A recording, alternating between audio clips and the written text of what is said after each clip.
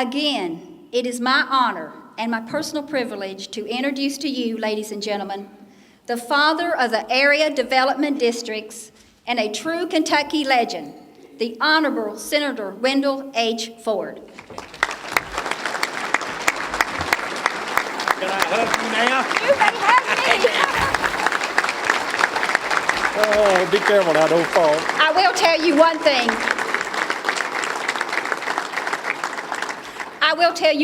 When I came in here and I was talking to Senator Ford, he said, I told him I was going to be introducing him, and he said, I am so glad I can hug you. If it'd been a man, I couldn't. And you hug good, too. Thank you. Thank you.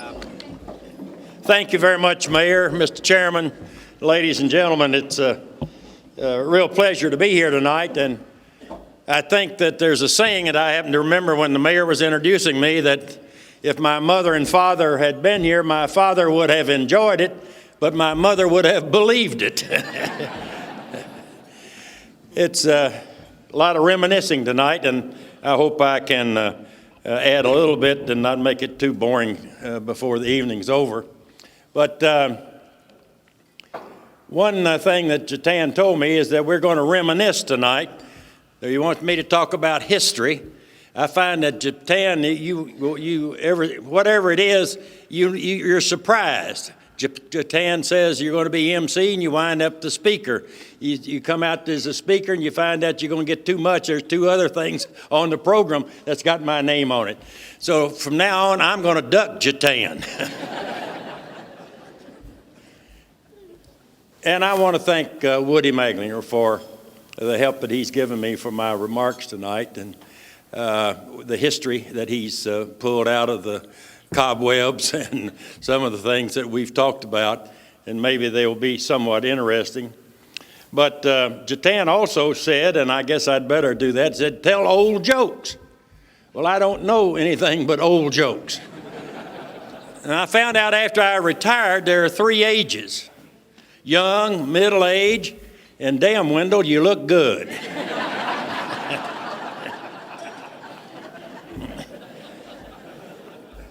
I lived up in the eastern part of Davis County, Threwston. We put up a sign about the time I was 10 or 12 years old and said Threwston this way, and we got a lot of folks who could read after that and improved our area considerably. That was before we had help from the ads, of course. And we had a large family. We couldn't remember all their names: James, John, Luke, Ruth, Revelations, or whatever. And I thought he was the end of it, but the name the end caboose. And we couldn't remember the name, so one wouldn't wear a tie, and we called him No Tie. One couldn't wear a belt, we called him No Belt. One wouldn't wear shoes, and we called him Shoeless. One day, Shoeless was walking up the gravel road there by Mr. Quinn's store, had one shoe on. Mr. Quinn hollered at him and said, "Hey, boy, you've lost a shoe." Boy said, found one.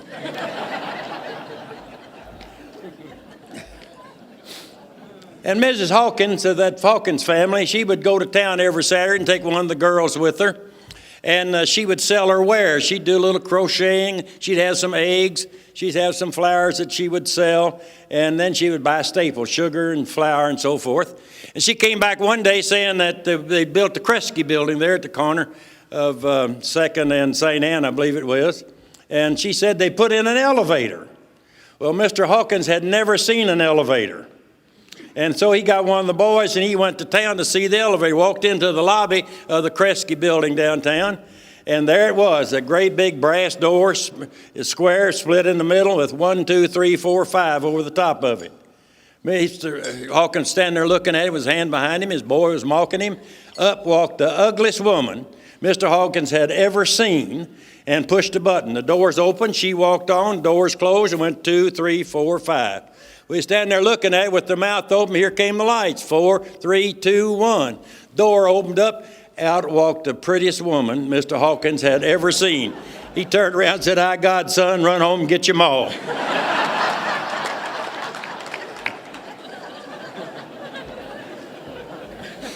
They said, "Leave them laughing. I better quit now."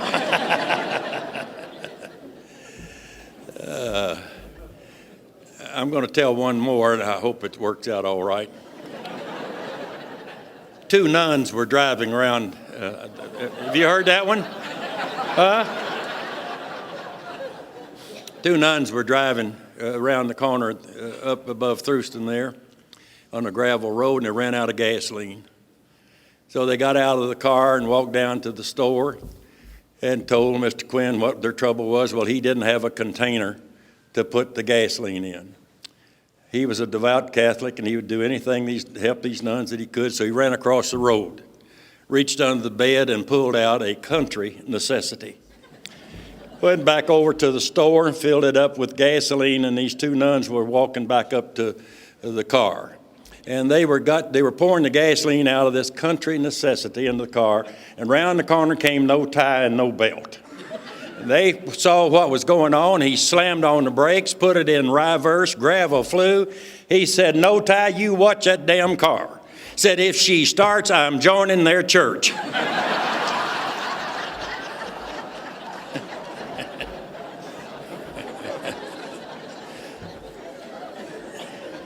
I reserve the right to correct the filming of this program tonight.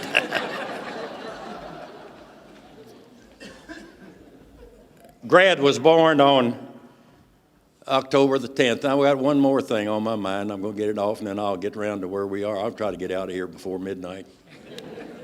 Today is my birthday, as you know, and I appreciate it. The recognition. I'm 84. And several years ago, I fell in love with a young lady. Sorry. But I'm getting old, and it's kind of hard to hold my emotions every once in a while. But she had a very fine dad, but he was very strict. Back when we were 18, 19, so forth, we had a man here by the name of Bertie Gasser. Bertie Gasser would go by the courthouse and get all the lists of the marriages, and he'd put so-and-so, age so-and-so, married so-and-so, age so-and-so. Her daddy wasn't going to have me younger than she was. And so we could not get married until I arrived at the same age she was. So on September the 8th, 1943, I became of age, as according to her father. And 10 days later, we were married. And 10 days from today, we will celebrate our 65th. And I love that woman more than anything.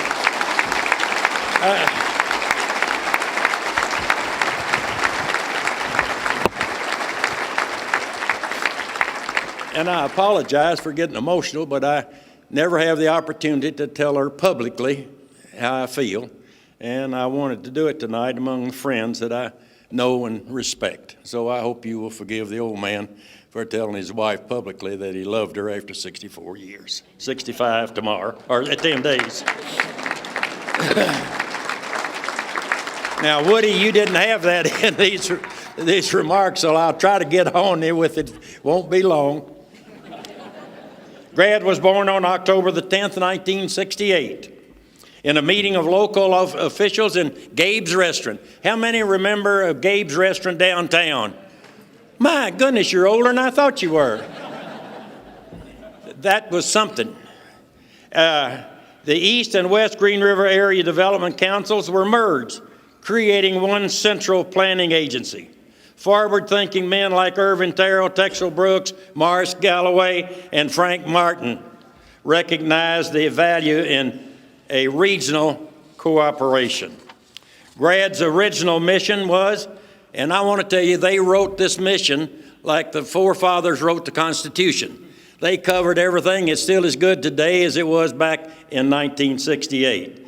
The original mission was, quote, to promote economic development by establishing a framework for joint federal, state, and locally aided programs related to industry, commerce, education, and human resources, and to work in the fields of tourism, forestry, fish and game, flood control, water supply, and the abatement of water and air pollution. Can you beat that now?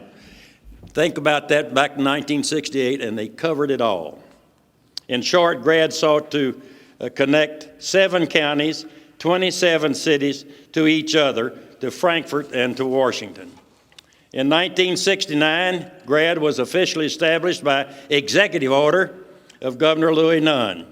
The 15 area development districts across the state were made permanent when, as governor, I signed House Bill 423 in the spring of 1972. As governor, I oversaw the first complete reorganization of Kentucky state government in 36 years. We reduced over 60 departments and 240 boards and commissions into 8 cabinets and reduced state government employment by 2,200.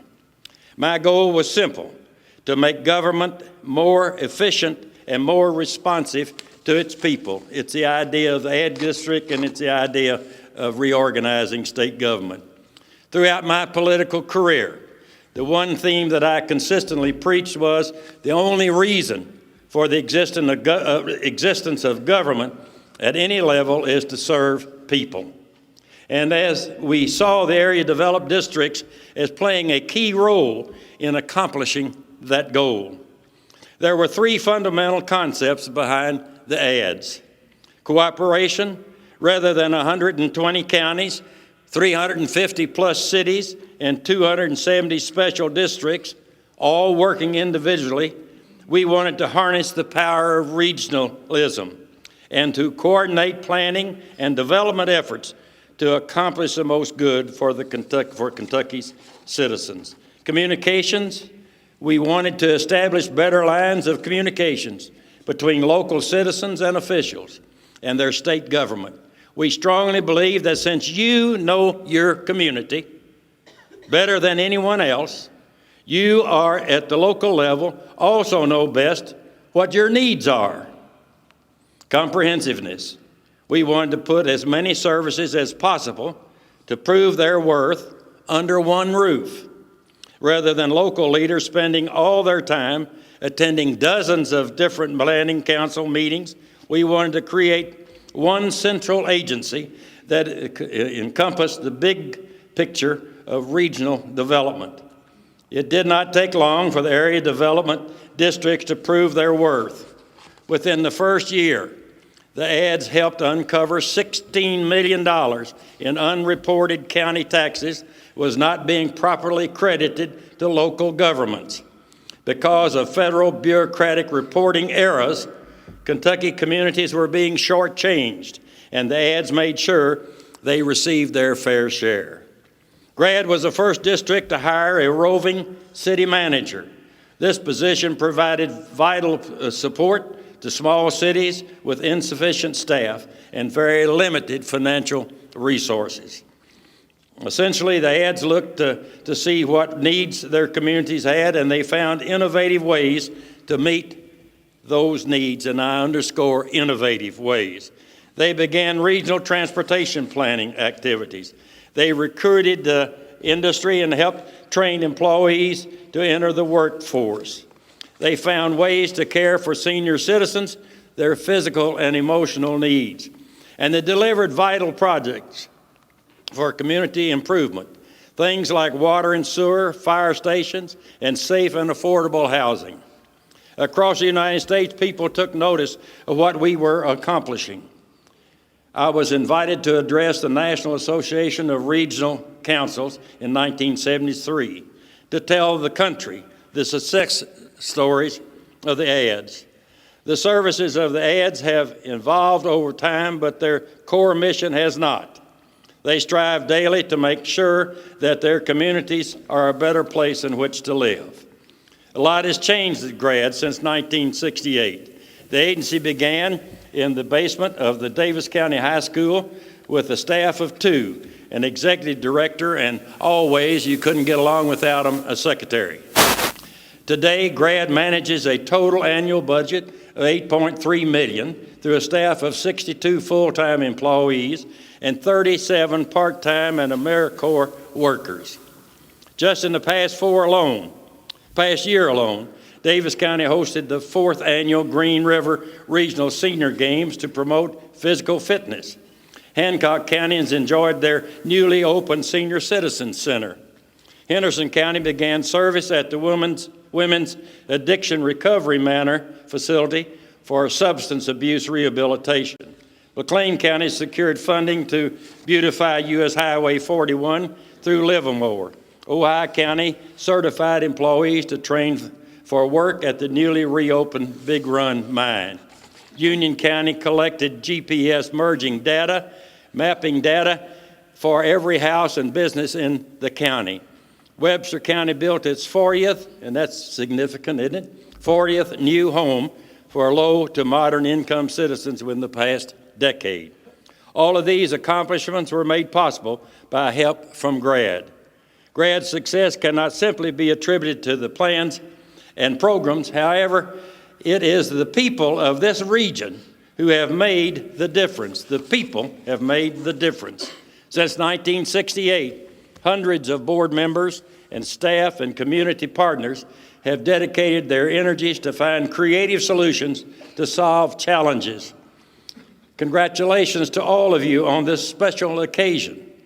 My charge to you tonight, however, is this: always take time for reflection and self-evaluation. Always ask yourselves, what are we doing well and what can we do better? This has been a key to GRADD's success over the past 40 years, and it will ensure your continued success into the millennium. As you well know, the motto of our great Commonwealth is united we stand, divided we fall. The mission of GRADD embodies this mantra. As individual citizens and communities, we are limited. However, when we stand together as a unified region, our voices are heard loud and clear in Frankfort, in Washington, and beyond. On April 25, 1973, I was honored to address the GRADD's annual meeting as governor, and I will conclude tonight as I did on that occasion. Your organization and your attitude makes me proud to tell my friends across the country, let me show you what is being done in Kentucky by Kentuckians.